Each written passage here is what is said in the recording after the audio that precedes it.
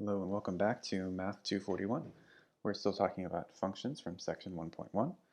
We're moving on to objective 2, learning objective associated with piecewise-defined functions. So our first video accomplished this. We're moving on to that one. Gain familiarity with piecewise-defined functions. So we're going to jump ahead here a little bit. Here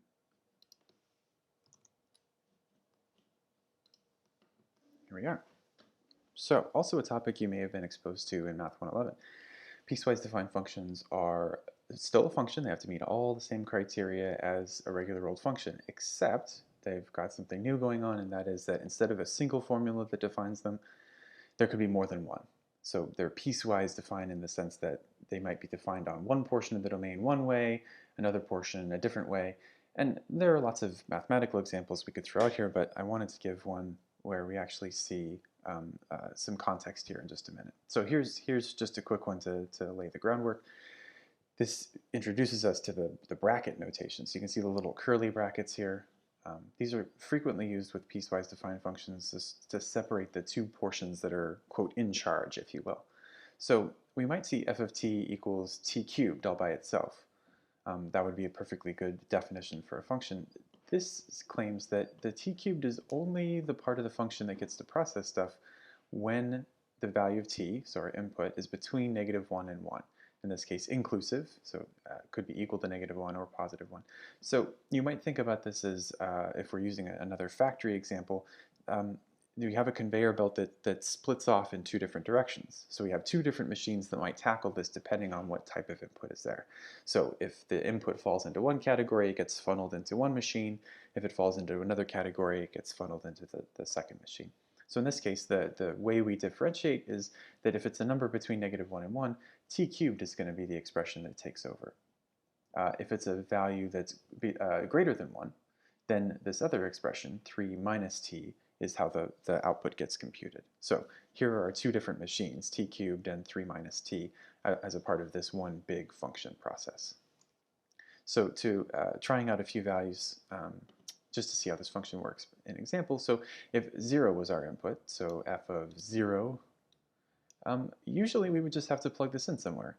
And we still will, but our first strategy is to figure out which of these two domain definitions is met by this input. So if we have a value of 0, 0 is not larger than 1, it is between -1 and 1. So this must be the function that's in charge, which is great. That means we should take 0, cube it, and there we are, 0 cubed is still 0. So our input was 0, our output is 0. If we try again, and this time we do 4 as our input, now we again have to reevaluate this. We go back to our domains and we say, okay, is 4 between -1 and 1? Well, clearly not. Is 4 greater than 1? Yeah, I think so. So that must mean that for this particular input, 3 minus t is the piece of the function that's in charge. So 3 minus, okay, well we give it an input of 4, so 3 minus 4 is -1. Great. If we give this function an input of 4, its output is -1. Delightful. Okay, so we'll try another color. If we give it an input of -2, then once again, we have to go back up to our definitions and say, is -2 between -1 and 1? Nope. Is -2 greater than 1? Nope. That's kind of a problem. The only two places this function is defined is for those particular inputs. So -2 has nowhere to go. And it might be counterintuitive because you could look at these and say, look, I can cube -2. I can take 3 minus -2. Those are both real numbers. But we never actually get to that stage. Again, the factory analogy, they never even make it to the machines. The conveyor belts just sort of break because they don't know which way to funnel this input of -2. And whenever we think of something breaking, that's telling us basically that the function is undefined at that input. So f of -2 is not defined because we have no way to evaluate it in this function. So there's a quick abstract example of a piecewise defined function. Let's try it in context. So let's just say, for instance, we've got this company that's purchasing parts in order to make stuff. So it costs $4 in parts and labor to produce each of these items that they're making. And that's if they purchase fewer than 5,000 units. And then they've got some fixed costs. So this might be renting the facility, paying for labor, etc. However, if they buy all these parts to make the stuff in bulk, and in this case in bulk it seems to be defined as 5,000 or more, then it only costs $3 per unit instead. So it turns out that we can take this situation and model it with a function. The catch, though, is that a single expression is not going to do it. Because if we imagine the input here is how many items we produce, it's going to depend on how many we purchase. So depending on whether we purchase 5,000 or fewer, well, fewer than 5,000 technically, or 5,000 or more than 5,000, we're going to have two different definitions. So just to throw some notation on it, we're going to call monthly cost C, and we're going to say we produced X items. There's our input. And it looks kind of complicated, but let's break this down. Here's our piecewise-defined function. Again, it's one function with multiple rules that determine what goes on. So cost as a function of x is, here's our bracket notation, 4 times x. So this is the cheap option, or sorry, the more expensive option, fewer items purchased. There's our $4 per item purchased, and there's how many items we purchased. So 4 times x would be the total cost to purchase and produce X items. And then the plus 2,500 is our fixed cost. Regardless of how many we produce, we still have to pay our supervisors and operate the machinery and so forth. Or pay for the facility, perhaps. And then here's the thing that's new to piecewise-defined functions. We've got our limits on our outputs, on our inputs. Our X values, how many items we produce, is limited to, well, I think you'll buy into this. We're not going to produce negative items. So we're going to limit it to 0 at the bottom. And then it also tops out at 5,000. That's not because we're limited to how many we can purchase, it's just that we start getting a cheaper price per unit once we hit 5,000.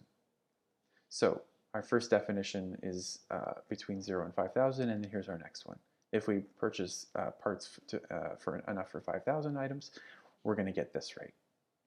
So the only difference in the expressions between top and bottom is that here our unit price is $3 per item, and $4 per item in the first case.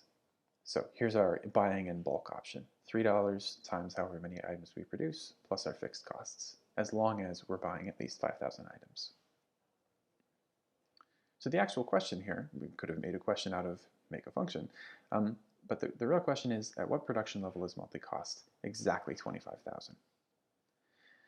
Now, just to put this picture in your head, I don't mean to imply that this was the easy part.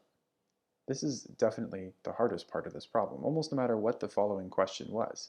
The setup of this question from the written description is almost always the most challenging piece, so I don't mean to minimize that at all. Building a piecewise-defined functions from words is challenging. Nevertheless, here's our question. What production level is monthly cost? $25,000. So just to keep this in perspective as well, you've only got 2 values that can take on stuff here. You've got an x, which is an input. That's the number of items. We're not asking for 25,000 items. The other numerical value we keep track of is cost. And that actually is the 25,000 that we want. We wanted our monthly cost to be exactly $25,000, so mathematically we'd write that as C of x is 25,000. So here's the challenge of a piecewise-defined function. You've got 2 different expressions that are in charge here. So we really have to solve it for each equation. We have to set 25,000 equal to the first expression, 4x plus 25. And then we have to set it equal to the second expression, 3x plus 2,500. So we've got, fortunately, these are linear equations, which we're pretty good at solving. So just to follow this through, 2,500 would get subtracted over, and then we would divide by 4. So we'd have 25,000 minus 2,500 all over 4, and that should be 5,625. So there's a problem, though. This seems like a great answer, but remember that the 4x plus 2,500 piece of this function was only in charge when the outputs were between 0 and 5,000. So we're trying to assign an x value of 5,600 to this expression, but it wasn't in charge then. So actually there is no solution to that portion of this function. There will never be $25,000 associated with buying at the more expensive rate.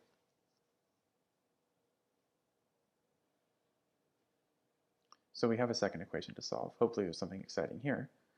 So we run the same algebra on this. We take away 2,500 from both sides. We divide by, I guess in this case, 3. And that gives us a very slightly different answer, 7,500. Okay, well, we've got the same issue. Can we check this against the original? So this portion of the function is responsible for, oh yeah, okay, so if our x value was at least 5,000, then this piece, 3x plus 2,500, would be in charge. Great, 7,500 is bigger than 5,000. We should be in business. So at a monthly cost of $25,000, the company can produce 7,500 of these items. So this is sort of the reverse translation process. Now we took x equals 7,500 and turned that into the company can produce 7,500 items. Went from the math to the interpretation and context. That's our video. We'll have learning objective 3 when we come back for the next one.